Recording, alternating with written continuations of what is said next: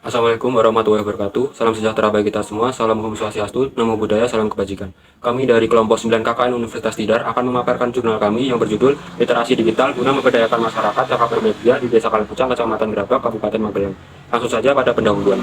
Kemajuan teknologi digital memiliki pengaruh yang besar terhadap seluruh aspek kehidupan manusia di dunia, termasuk juga di Indonesia dari semua kalangan. Literasi digital diartikan sebagai kemampuan untuk memahami dan menggunakan informasi dalam media digital. Pemberdayaan masyarakat melalui teknologi digital masih jarang, terutama di wilayah pedesaan. Desa Kalipucang merupakan salah satu desa di Kecamatan Gerabak, Kabupaten Magelang, yang masyarakatnya membutuhkan perhatian lebih terkait dengan literasi digital. Tingkat pendidikan di Desa Kalipucang yang rendah juga turut memengaruhi rendahnya literasi digital yang ada di masyarakat, sehingga rentan untuk terpapar dampak negatif dari media digital. Maka dari itu, sosialisasi terkait dengan literasi digital sangat dibutuhkan oleh masyarakat agar dapat terhindar dari dampak negatif media digital. Selanjutnya, metode pelaksanaan pengabdian ini dilakukan melalui pemberdayaan literasi digital yang dilaksanakan selama 2 hari, yakni pada tanggal 3 dan 4 Agustus 2023, yang dihadiri oleh masyarakat Desa Kalipucang itu sendiri. Adapun pelaksanaannya terdiri dari 3 metode. Yang pertama, sosialisasi literasi digital. Dalam hal ini, peserta diberikan materi mengenai kebiasaan bermedia digital atau digital habits, kecakapan digital atau digital skill, budaya digital, etika berinternet, dan jurnalisme digital atau digital journalism. Yang kedua, praktik pembuatan berita dengan unsur 5W plus 1H. Dengan adanya praktik ini, peserta akan dapat memberikan informasi yang aktual dan faktual, serta mudah dimengerti dan tersampaikan dengan baik oleh halayak umum. Yang ketiga, adanya sesi tanya-jawab. Dalam hal ini, peserta diminta aktif berdiskusi, sehingga dapat mencari solusi dari permasalahan yang ditemui. Dari kegiatan sosialisasi literasi digital yang dilakukan pada tanggal 3 dan 4 Agustus kemarin, kami menemukan beberapa permasalahan. Yang pertama adalah adanya krisis identitas dalam bermedia digital. Dalam hal ini, media digital, terutama media sosial, memiliki pengaruh dalam terbentuknya sebuah identitas diri. Seseorang dapat mengekspresikan dirinya bertolak belakang dengan kehidupannya di dunia nyata. Identitas virtual yang terbentuk ini menjadi identitas baru dalam bermain peran atau roleplay tanpa memperlihatkan identitas asli seseorang. Dalam Oxford Dictionary, roleplay diartikan sebagai suatu kegiatan dalam pembelajaran yang memungkinkan seseorang bertingkah laku maupun berperan layaknya orang lain dalam situasi tertentu.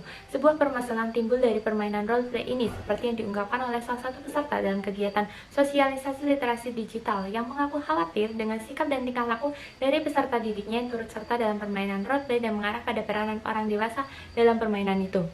Permasalahan ini menjadi serius karena kebanyakan dari mereka yang terlibat masih di bawah umur dan memainkan peran yang belum pantas di usianya.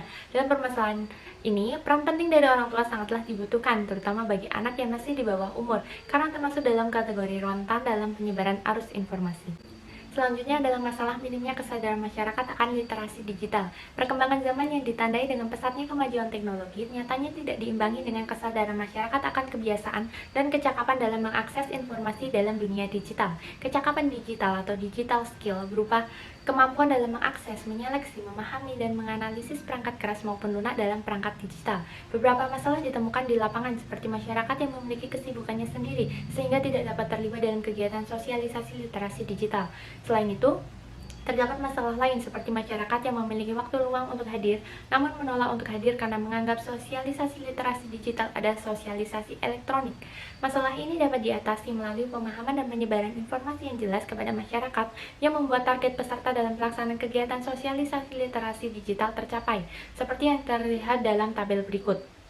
Pada 3 Agustus, jumlah peserta 77 orang dengan rincian 57 peserta, 10 orang perwakilan dari Kementerian Kominfo dan 10 mahasiswa KKN selaku panitia. Sementara pada hari Jumat 4 Agustus, peserta yang hadir berjumlah 60 orang dengan rincian 50 peserta dan 10 peserta dari mahasiswa KKN selaku panitia.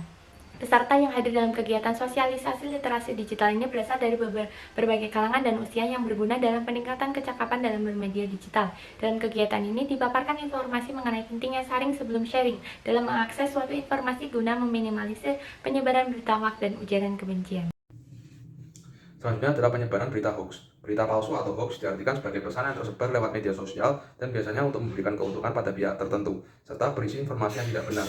Adapun langkah-langkah yang bisa kita lakukan dalam menangkal hoax dengan cara saring sebelum sharing. Di antaranya yakni menilai apakah informasi yang telah diperoleh itu benar atau tidak, bermanfaat atau tidak, penting atau tidak, dan perlu disebarkan atau tidak. Nah, apabila informasi tersebut tidak mendesak untuk disebarkan, maka informasi yang diperoleh cukup diterima saja. Namun, apabila informasi tersebut mendesak untuk disebarkan, maka informasi yang diperoleh bisa di-share, namun tetap dengan cara yang sopan dan santun. Berikutnya adalah ujaran kebencian. Ujaran kebencian atau hate speech merupakan tindakan komunikasi yang dijalankan oleh seseorang atau kelompok dalam wujud hasutan, hinaan, provokasi terhadap kelompok maupun individu yang lain dalam beragam hal seperti warna kulit, etnis, ras, dan lain sebagainya. Untuk menghindari adanya kesalahan bertutur di media sosial, diperlukan adanya netiquette. Nah, netiquette merupakan aturan atau etika untuk berkomunikasi dalam berinternet dan juga berperilaku maupun bertindak di media sosial.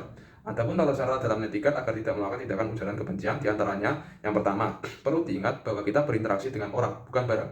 Yang kedua, menghormati pedoman sesuai dengan tempatnya, memahami standar dari setiap platform digital dan UU ITE. Yang ketiga, aktivitas di dunia cyber adalah cerminan aktivitas kita di dunia nyata. Yang keempat, hargailah waktu dan kuota orang lain. Yang kelima, buatlah rekam jejak digital yang baik. Yang keenam, bagilah hal yang baik, perlihatkanlah diri Anda dan jadilah orang yang pemaaf.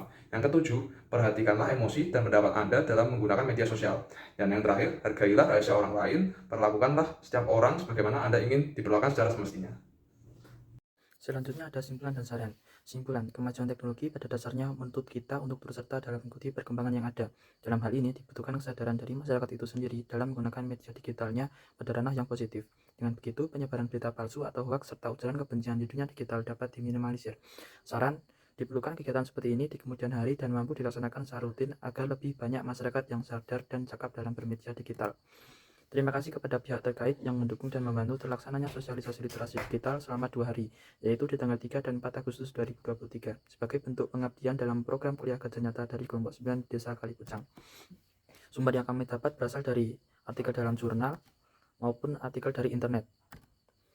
Sekian presentasi dari kelompok kami, kurang lebihnya mohon maaf. Terima kasih. Wassalamualaikum warahmatullahi wabarakatuh.